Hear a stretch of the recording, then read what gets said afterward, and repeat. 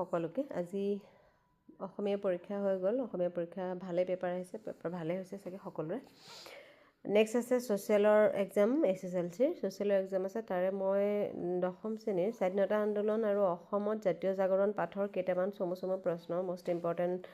প্ৰশ্ন কেইটামান লৈ আহিছোঁ এইকেইটা হৈছে প্ৰথমটো হৈছে অসম এছ'চিয়েশ্যনৰ প্ৰতিষ্ঠাপক কোন অসম এছ'চিয়েশ্যনৰ প্ৰতিষ্ঠাপক হৈছে প্ৰভাত চন্দ্ৰ বৰুৱা অসম প্ৰাদেশিক কংগ্ৰেছ কমিটি কিমান চনত গঠন হয় অসম প্ৰাদেশিক কংগ্ৰেছ কমিটি 1921 চনত গঠন হয় অসম প্ৰাদেশিক কংগ্ৰেছ কমিটিৰ প্ৰথমজন সভাপতি কোন আছিল তেওঁ আছিল কুলধৰ চলিহা অসম প্ৰাদেশিক কংগ্ৰেছৰ প্ৰথম সম্পাদক কোন আছিল তেওঁ নবীন চন্দ্ৰ বৰদলৈ আছিল তেজপুৰ ৰায়ত সভা কিমান চনত গঠন হৈছিল তেজপুৰ ৰায়ত সভা 1884 পৰা 85 চনত গঠন হৈছিল অসমত গুৱাহাটী বিশ্ববিদ্যালয় স্থাপন কৰিবলৈ কোনটো সংগঠনে বিশেষ চেষ্টা কৰি সফল হৈছিল এটো হৈছে আসাম এছ'চিয়েশ্যন এই কোৱেশ্চনটো 2011 চনত আহিছে আসাম এছ'চিয়েশ্যনৰ কোনখন অধিৱেশনত পুনতে বিশ্ববিদ্যালয় স্থাপন কৰিবলৈ দাবী উত্থাপন কৰা হৈছিল আৰু সেইখন অধিৱেশন হৈছে শিৱসাগৰ অধিৱেশনত আসাম এছ'চিয়েশ্যনৰ পুনতে বিশ্ববিদ্যালয় স্থাপন কৰিবলৈ দাবী উত্থাপন কৰা হৈছিল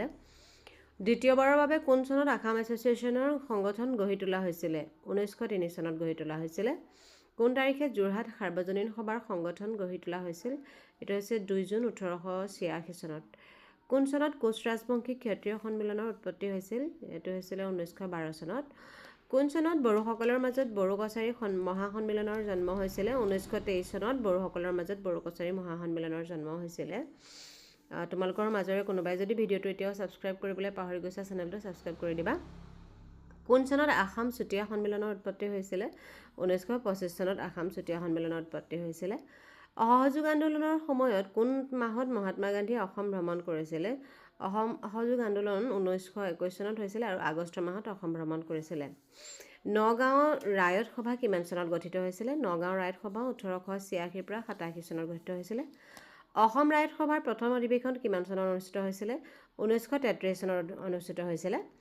অসম ৰায়ত সভাৰ প্ৰথম অধিৱেশন ক'ত অনুষ্ঠিত হৈছিল যোৰহাটৰ ওচৰৰ তিলিকিয়ামত হৈছিল এই কোৱেশ্চনবিলাক আহিয়ে থাকে পৰীক্ষাত অসম ৰায়ত সভাৰ প্ৰথম অধিৱেশনৰ কোন সভাপতিত্ব কৰিছিল কোনে নবীন চন্দ্ৰ বৰদলৈয়ে কৰিছিল অসম ৰায়ত সভাৰ প্ৰথম অধিৱেশনত সভাপতিত্ব আহোম সভা কিমান চনত গঠিত হৈছিল আহোম সভা 1893 চনত গঠিত হৈছিল চুতীয়া সন্মিলনৰ প্ৰথম সভাপতি কোন আছিল ৰজনীকান্ত বৰদলৈ আছিল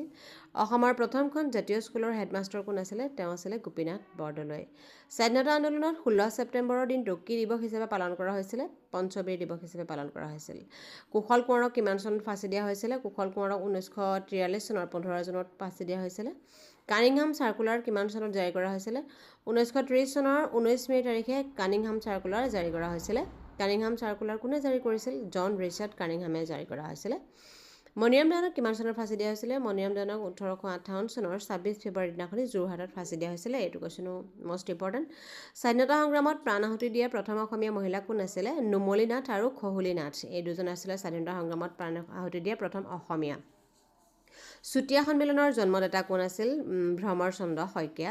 চুতীয়া সন্মিলনৰ প্ৰথম অধিৱেশন ক'ত অনুষ্ঠিত হৈছিল গোলাঘাট জিলাৰ ঢেকিয়াল মৌজাৰ নপমোৱা চাৰিঙীয়া গাঁৱত বড়ো কছাৰী মহাসন্মিলনৰ জন্ম ক'ত হৈছিল ভাওৰাগুৰিত হৈছিল বড়ো কছাৰী মহাসন্মিলনৰ প্ৰতিষ্ঠাপক কোন কালীচৰণ ব্ৰহ্ম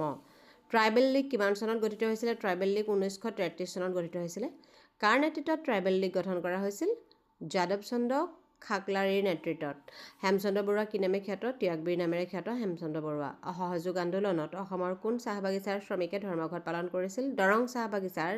দৰং জিলাৰ হেলেম চাহ বাগিচাৰ শ্ৰমিকে অসহযোগ আন্দোলনত ধৰ্মঘট পালন কৰিছিল 1930 চনত শিৱসাগৰৰ পুখুৰীৰ পাৰত কোন দুজন ব্যক্তিক ফাঁচি দিয়া হৈছিল সেই দুজন হৈছে প্ৰখ্যাত মণিৰাম ফুকন পিয়লি ফুকন আৰু জিউৰাম দুলীয়া বৰুৱা এই দুজনক 1930 চনত শিৱসাগৰ পুখুৰীৰ পাৰত ফাঁচি দিয়া হৈছিল 1857 চনৰ বিদ্ৰোহৰ পাছত অসমত জন্ম হোৱা তিনিটা সংগঠনৰ নাম লিখা যোৰহাটৰ সাৰ্বজনীন সভা তেজপুৰ ৰায়ত সভা আৰু শ্বিলং এছ'চিয়েশ্যন এই তিনিটা সংগঠন জন্ম হৈছিল 1857 চনৰ চিপাহী বিদ্ৰোহৰ পাছত ইয়াণ্ডাবু সন্ধি কাৰ মাজত হৈছিল ইয়াণ্ডাবু সন্ধি হৈছিল ইংৰাজ গভৰ্ণৰ জেনেৰেল লৰ্ড আৰ্মহাষ্ট আৰু মান ৰজাৰ মাজত 1938 খ্ৰীষ্টাব্দত অসমত গঠিত কংগ্ৰেছ মন্ত্ৰীসভাৰ নেতৃত্ব কোনে দিছিলে তেওঁ আছিল গোপীনাথ বৰদলৈয়ে পুৰন্দৰ সিংহক কিমান চনত ইংৰাজী সিংহাসনত বহুৱাইছিল 1833 চনৰ 2 মাৰ্চত অসমৰ স্বাধীনতা সংগ্ৰামৰ প্ৰথম মহিলা শ্বহীদ কোন তেওঁ হৈছে মুংৰী ওৰফে মালতী মেম অসমত স্বৰাজ দলৰ সভাপতি কোন আছিল? তৰুণৰাম ফুকন। মহাত্মা গান্ধীয়ে কিমান চনত প্ৰথম অসম ভ্ৰমণ কৰে? 1921 চনত। ইয়াণ্ডাবু সন্ধি কিমান চনত স্বাক্ষৰিত হৈছিলে? 1826 চনত। অসম এছ'চিয়েশ্যনৰ প্ৰথম বৈঠক ক'ত আৰু কেতিয়া অনুষ্ঠিত হৈছিলে? 1963 চনত গুৱাহাটীত অনুষ্ঠিত হৈছিলে অসম এছ'চিয়েশ্যনৰ প্ৰথমখন বৈঠক। সেৱা সংঘ আৰু বন্দিনী ভাৰত কাৰ লগত জড়িত? অম্বিকাগিৰি ৰায়চৌধুৰীৰ লগত জড়িত।